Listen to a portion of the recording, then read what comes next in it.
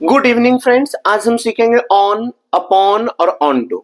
इसके यूज में हमेशा हम लोगों को प्रॉब्लम्स होती है कि कब हमें ऑन यूज करना है, अपॉन का यूज कब करना है और ऑन टू का यूज हमें कब करना होता है। ठीक है, ये सारी चीज आज हम सीखेंगे ऑन, अपॉन और ऑन टू में। और आज इस वीडियो के बाद आपको ऑन, अपॉन और ऑन टू में कोई कंफ्यूजन नहीं होगी। ठीक है, चलिए हम लोग बढ़ते हैं ऑन, अपॉन और ऑन टू।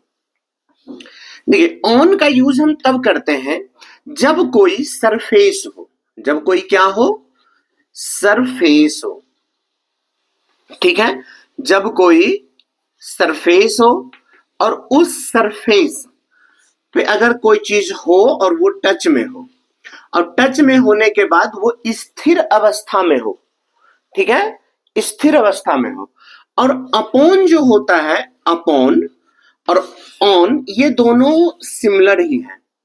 फर्क यही है कि ये हमारा फॉर्मल वर्ड है। कौन सा वर्ड है? Formal.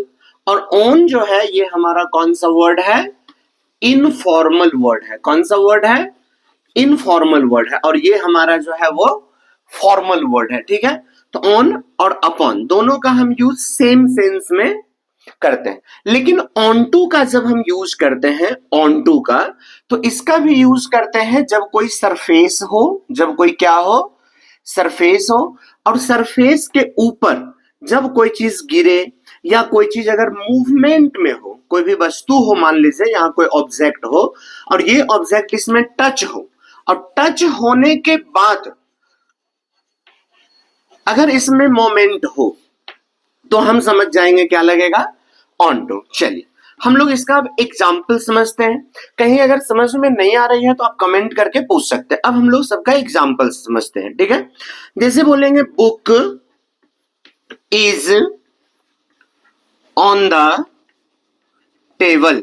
Book is on the table. देखिए अभी ऑन लगा, अगर यहां पे हम अपॉन का भी इस्तेमाल करेंगे तो गलत नहीं होगा।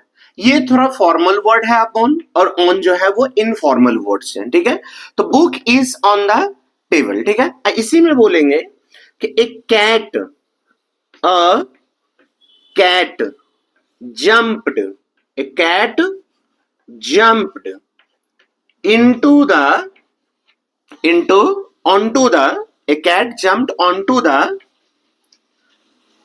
Table, onto the table. देखिए अब यहां पे हम क्या यूज किए? ऑन टू यूज किए।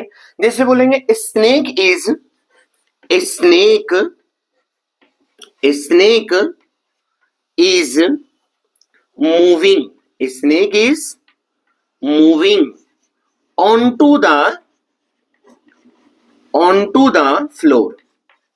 देखिए यहां पे हम क्या यूज किए? ऑन टू यूज किए।